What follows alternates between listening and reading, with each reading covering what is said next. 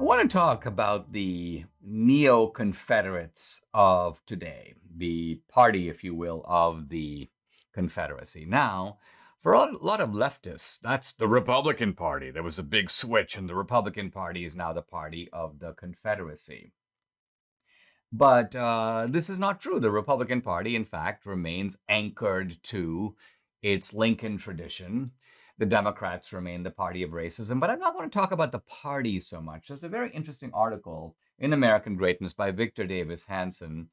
And he's talking about the strange way in which the progressive North, and he's thinking particularly of the cities in the North, have become like the old South. Now, let's think for a moment about the Old South. The Old South was a racially obsessed society.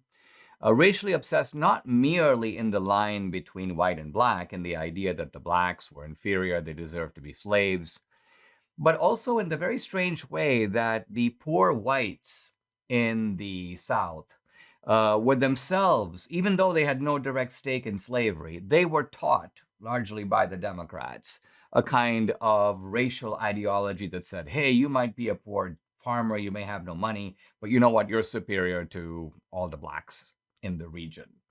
You have a higher position on the totem pole due to race. So race becomes the kind of determinative factor. Number two, the old Confederacy used the idea of states' rights to try to overturn national norms and federal laws. So states' rights would be used to cast a kind of veto over the federal policies, particularly policies put in place by the Republicans. Third, the Old South was very hierarchical. It was a top-down society. It was run by elites, the planter class, the slave owner class, particularly the people who owned the big plantations. The normal size of a plantation in America was about 10 to 20 slaves, so kind of medium-sized.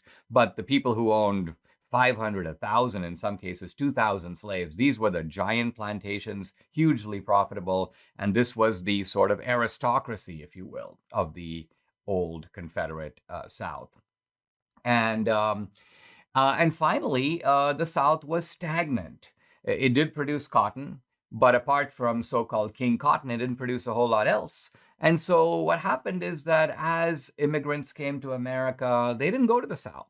They went to the North because there were jobs, there was opportunity, there was upward mobility. The dynamic part of America was the industrial North, and in fact was the cities of the North. It was places like Detroit and Baltimore and Boston, and then later places like San Francisco and Seattle as the country was settled all the way across the continent. Now, here's the interesting point. If you look at the progressive northern cities today, they have all these qualities that I just described that characterize the Old South. So number one, they are racially obsessed. You go to northern cities today, they want to hand out university positions based on race. They want to hand out jobs based on race. Everything depends on whether you are white or black and marking you as one or the other. And you can't get out of it. There's no sense that you get to sort of determine your own future. The idea is you are immediately classified, and that determines whether or not you have more or less opportunity. Even the laws enshrine these racial categories. Number two, you notice that northern cities, some of them have become sanctuary cities. And what does that mean? It means nothing more than that they use states' rights. We're California. We don't have to follow the immigration laws. We're going to allow illegals to come here, and we're going to give them driver's licenses. We're going to give them state aid. We're going to give them college scholarships. So what is this doing if not an effort by the part of these cities and states to nullify, to override, to get around federal laws in exactly the same way that the old Confederacy used states' rights to this purpose, to get around the law. Third, if you look at northern cities, and San Francisco is a classic example, they're very hierarchical. There's a small group of people, the Silicon Valley moguls, the political types like Gavin Newsom, Nancy Pelosi, and they pretty much run the place. They operate like a hereditary aristocracy. No rules apply to them. No walls for anybody else. They have tall walls. No guns for anyone else. They have guns and private security. So they function like the old slave owner class.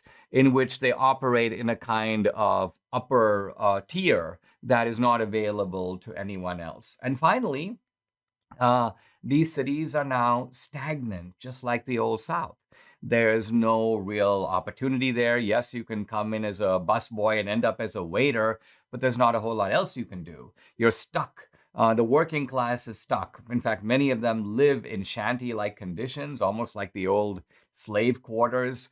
And so you see a movement today, which is the opposite of the movement in the 19th century. In the 19th century, people were moving away from the South and toward the opportunity-filled industrial cities of the North.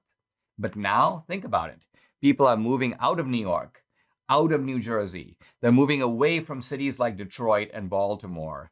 Why? Because those places have become, hellholes to a degree. It's no fun anymore to live there. And they've been moving. Where have they been moving? They've been moving south, and they've been moving west to places like Texas and Florida. So I think Victor Davis Hanson is onto something here, and that is that you now have, in a strange way, liberal America resembling the Old South, and conservative America, particularly the cities of the conservative South and the rural areas of the South, representing new zones of American opportunity and social mobility.